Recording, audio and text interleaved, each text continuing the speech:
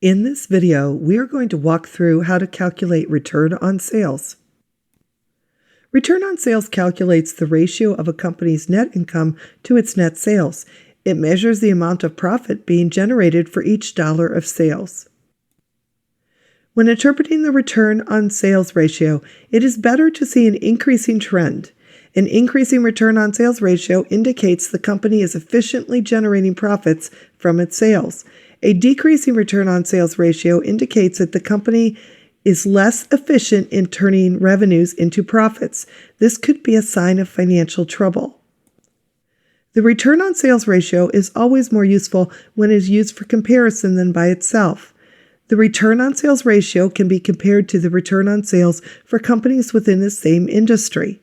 A company's return on sales can also be analyzed over time.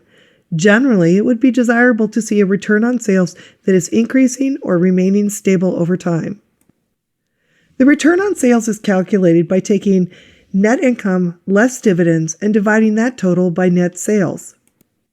Here we have 3 years of net sales and net income listed for a company. We are going to calculate the return on sales for each year. Our company listed here has no dividends. For the most recent year, we would take the net income of $157,500 and divide by the net sales of $787,500 to get a return on sales of 0.20 or 20%. This means that for every dollar of sales revenue, the company generated a 20-cent profit. For 1 year earlier, the return on sales ratio is 0.15, which is the net income of $97,575 divided by net sales of $650,500.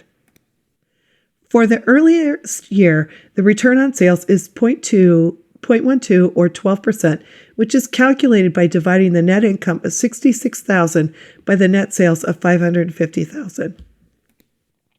Return on sales has steadily increased from 0.2 or 12% in the earliest year to 0.2 or 20% by the most recent year. That's it, we are done. This video was created by Dr. Jennifer Canis and narrated by Dr. Wendy Tietz and is part of the Accounting Skill Builder video series. See accountingisanalytics.com for additional faculty and student resources.